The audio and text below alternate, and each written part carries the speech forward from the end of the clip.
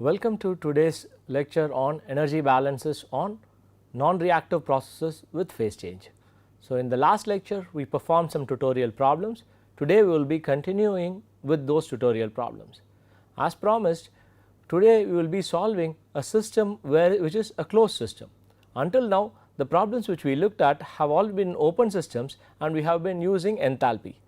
So, today we will actually look at a closed system where we will be using internal energy for performing energy balances. Just to refresh your memory, so why do we use internal energy for closed systems and why do we use enthalpy for open systems?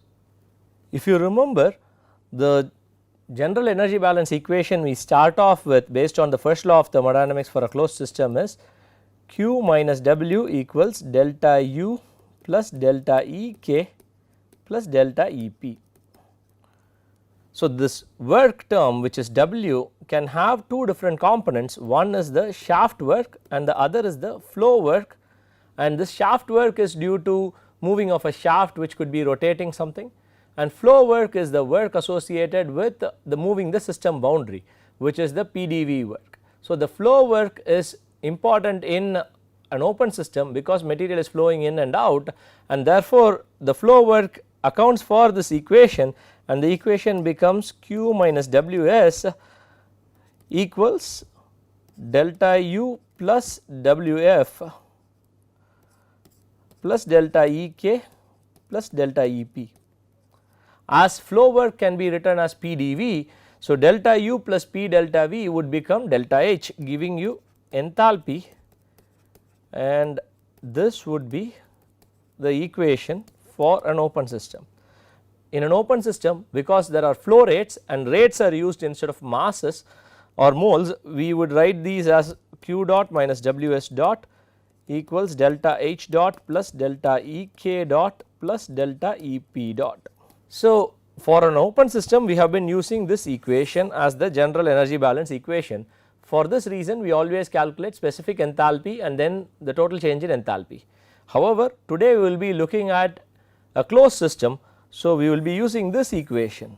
So, where you use specific internal energy instead of specific enthalpy and then finally calculate change in internal energy to understand how much heat is required. So, this is applicable for closed systems at constant volume. If there are closed systems with constant pressure, what you would have is a change in volume. When there is a change in volume, the work term W would have either a shaft work and also it will have a work associated with moving the system boundary. So, this moving the system boundary would be the PDV work, and to account for this PDV work we again have to convert the internal energy to enthalpy. So, that is why when we have a closed system with constant volume we use internal energy, and for a closed system with constant pressure we use enthalpy. For an open system we would always use enthalpy for energy balance calculations. Now that we have quickly refreshed the fundamentals, let us look at the tutorial problem for today. A liquid is placed in a well insulated container which is then sealed. Initially the container and its contents, which is liquid and pure nitrogen, are at 93 degrees Celsius and 1 atmosphere. The liquid volume is 70 centimeter cube and the gas volume is 3 liters.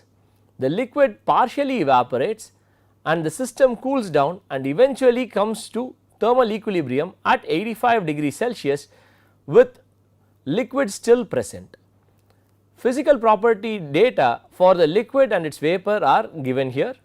You are asked to estimate the CV values for the liquid and the vapor, and you are also asked to calculate the mass of the liquid that evaporates by assuming 4.97 calories per mole degree Celsius as the heat capacity of nitrogen.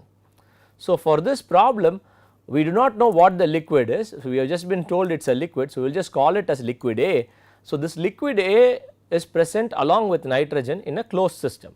So, it clearly states that it is placed in a well insulated container and sealed. So, this is before the process starts.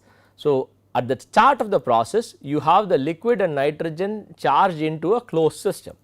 This is at 93 degrees Celsius and 1 atmosphere pressure, and after this basically some of this liquid evaporates and there is an equilibrium which is reached. after some of the liquid evaporates, you would have a gas phase which would have a mixture of nitrogen and the vapor component of this liquid A, and the volume of the liquid would have come down. So, now we need to perform required energy balance calculations and material balance calculations to identify whatever has been asked for, which is finally the mass of the liquid that evaporates from the liquid which has been charged. So, before we start doing this, we have also been asked to calculate the CV terms. Why do we need CV? As I already said, for this problem, being a closed system, we will be looking at calculating change in internal energy. Change in internal energy can be calculated for temperature change processes as integral CV dt. So, we need to know the CV values. Here in the problem, we have been given the CP values. So, we have to calculate the CV values from these CP values. In one of the earlier lectures, we have actually discussed how CP and CV can be correlated. For liquids, CP equals CV, and this is an approximate equal, and this is a good approximation to use, and for gases, for ideal gases, it is Cp equals Cv plus R. So, these are the two correlations which we have been told. So, using this we can calculate the Cv of the liquid and the vapor phase of component A. So, Cp of liquid is given as 20 calories per mole degree Celsius, and Cp of vapor phase is given as 10 calories per mole degree Celsius. Using this, we can calculate Cv of the liquid component A as equal to Cp of the liquid component, which is 20 calories per mole degree Celsius. Cv of the vapor phase would be equal to Cp of the vapor phase minus R. So, here R would be used in terms of calories per mole degree Celsius. So, which means it would be roughly 2 calories per mole degree Celsius. Using that, we would have 10 minus 2 equal to 8 calories per mole degree Celsius. So, this would be the Cv value for vapor. So, with this we have the Cvs for the liquid and the vapor, which is the first part of the problem. For the second part of the problem, we have to do the required material balance calculations. So, first thing we know is there are N0 moles of nitrogen and N1 moles of component A present in the initial condition. So, this out of this N1 moles, some of the liquid A evaporates. So, let us assume N2 moles of A has evaporated and mixed with N0 moles of nitrogen in the gas phase, and you have liquid component of A as N3 moles. So, we need to calculate what N0, N1 and N2 are to identify how much has actually been evaporated. First, to calculate N0 moles, we have to use the ideal gas law. Assuming ideal gas behavior for nitrogen, we can calculate N0 as PV by RT. So, we have been told that the condition, the temperature conditions is 93 degrees Celsius. So, which means the temperature T would be 93 plus 273 Kelvin, and you have volume as 3 liters and R would be 8.314 and P pressure is 1 atmosphere. Applying all this, you will be able to calculate N0 as 0.1 moles of nitrogen. So, this would be the number of moles of nitrogen which is present in the initial condition and also in the final condition. So, both are N0 moles. We now have to calculate the number of moles of component A which is present in the liquid form in the initial condition, which is N1 moles. So, to calculate N1 moles, we have the volume and we have also been given the density of component A.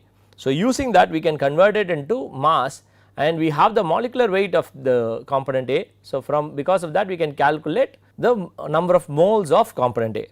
So, let us first calculate the mass as volume times density 0.9 grams per ml. So, this is 70 ml, and we have the molecular weight is 42 grams per mole.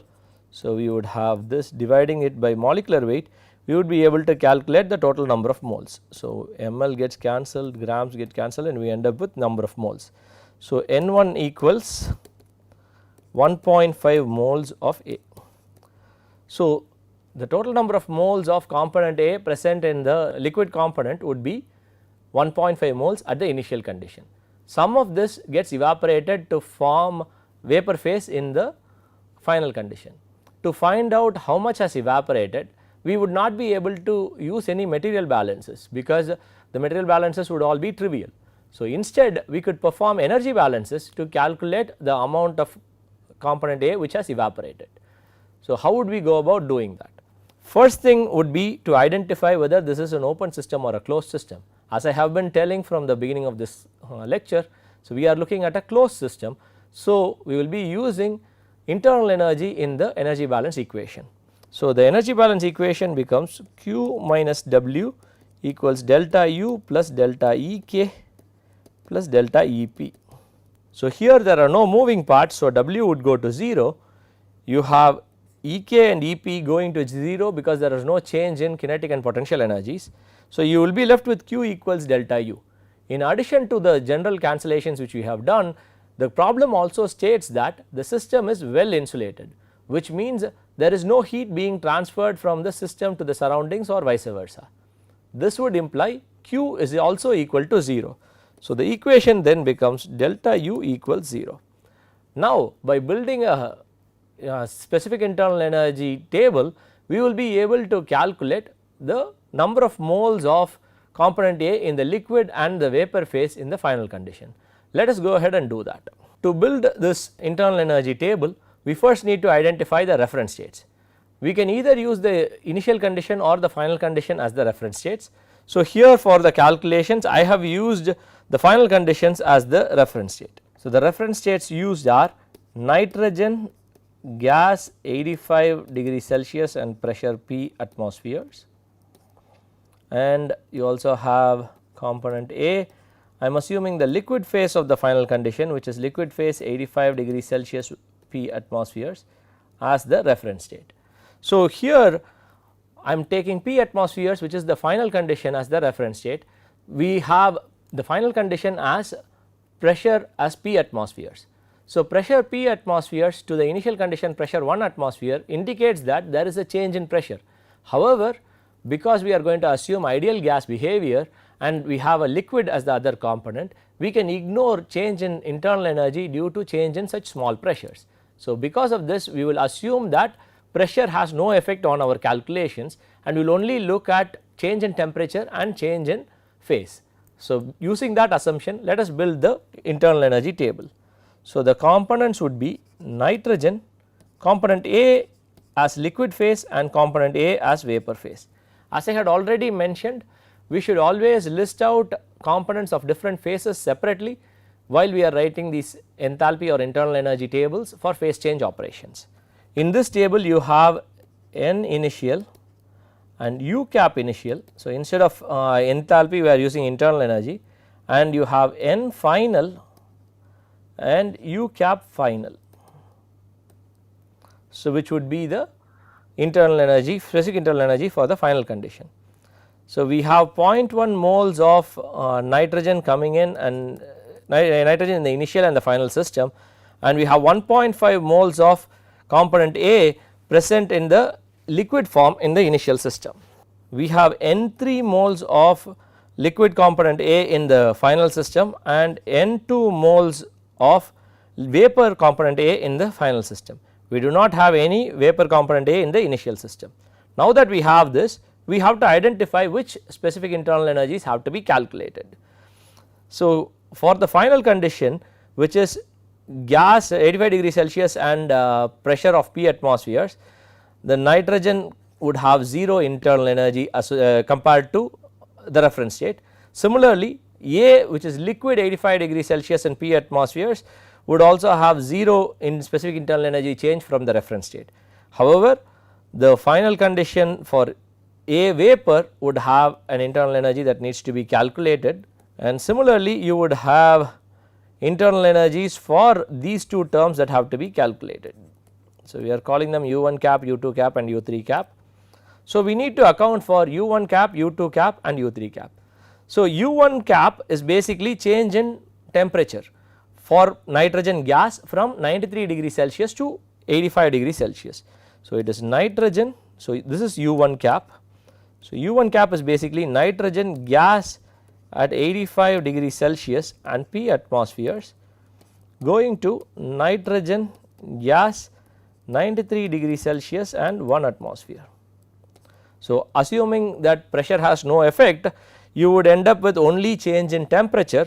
So, this means U1 cap would be equal to integral Cv dt with the limits of 85 degrees Celsius to 93 degrees Celsius, and this can be calculated for nitrogen, and we would be able to get this value as Cv times 93 minus 85, which is equal to 39.8 calories per mole. So, similarly we can calculate U2 cap as integral Cv dt. So, again here it is only a process where component A, which is in liquid phase 85 degrees Celsius and P atmospheres, which is the reference state, goes to A as liquid at 93 degrees Celsius and 1 atmosphere. Again ignoring the effect of pressure, the equation, the process is only change in temperature. So, going from 85 to 93. So, we already calculated the Cv for the liquid component A. Using that, we would be able to use and calculate the change in internal energy U2 cap for this process. So, this would be 160 calories per mole. Now, the third component, which is U3 cap, is where you have the phase change also. So, what information do we have? In the problem, we have been given delta H cap V, which is the enthalpy change associated with vaporization. Here we need to calculate the internal energy change associated with vaporization. If you remember, we have looked at this and we have identified this as delta H cap V would be equal to delta U cap minus RT. If you look at the problem gives you delta H cap V, which is the enthalpy change associated with vaporization. However, in this calculations we are using internal energy. So, we need to find out what would be the internal energy change associated with the vaporization process. So, we have already looked at what the difference would be, how we can actually calculate delta U cap V from delta H cap V in the introduction lectures. So, how would we do that? The correlation between delta U cap V and delta H cap V would be similar to the correlation you have for delta H cap and delta U cap. So, you would have the PdV P delta V term, and assuming ideal gas behavior, we would be able to convert it into RT term. So, this would mean that your delta U cap V would be equal to delta H cap V minus RT. So, we can calculate delta U cap V as delta H cap V minus RT, where T would be the temperature at which the phase change happens. In this problem, we have been given delta H cap V at 90 degrees Celsius is equal to 20,000 calories per mole, and we can use this and calculate delta U cap V and perform calculations. So, your delta U cap V would be equal to this 20,000 minus R in terms of calories would be 2 times temperature, which would be 90 degrees Celsius or 363 Kelvin. So, this value would be 19,274 calories per mole.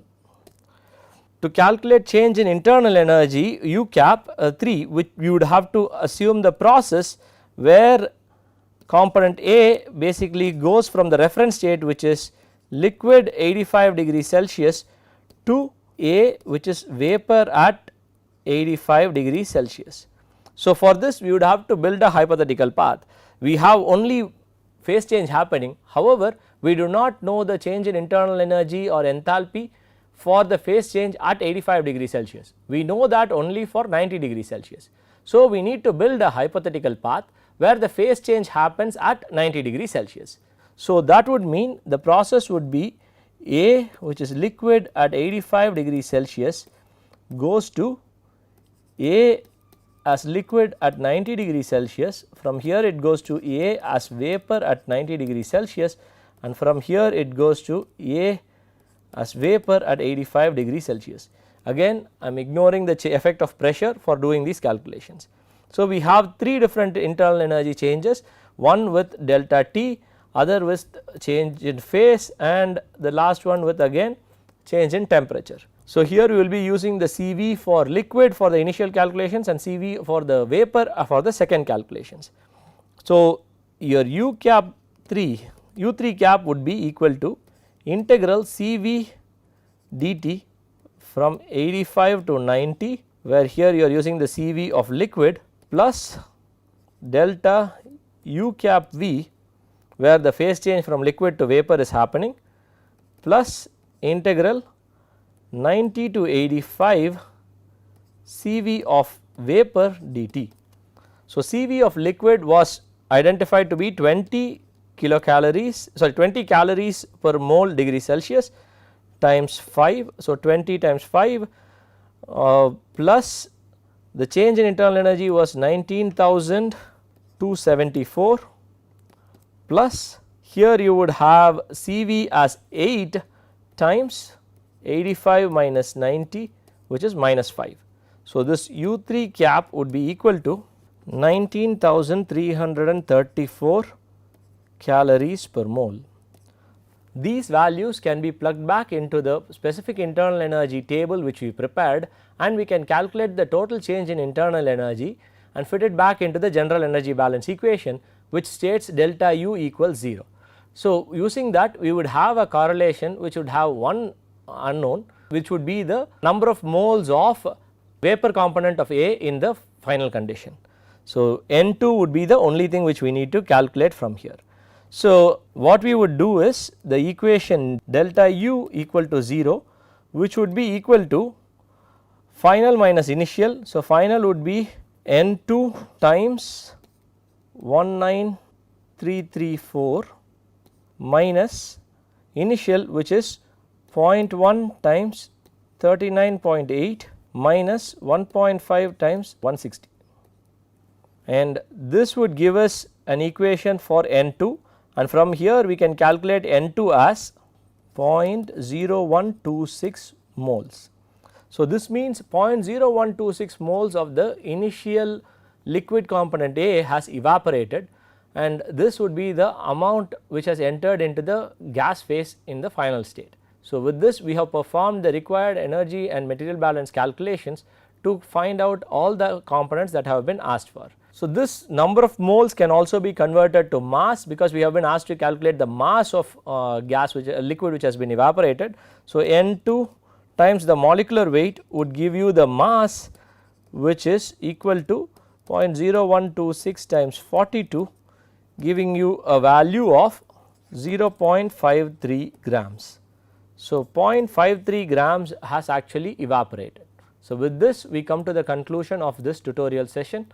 So, in the next lecture we will look at something called psychrometric charts.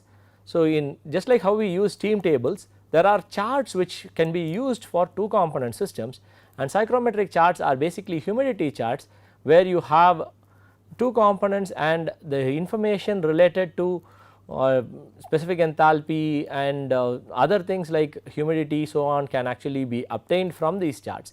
We will look at how to use these psychrometric charts in the next lecture. Thank you.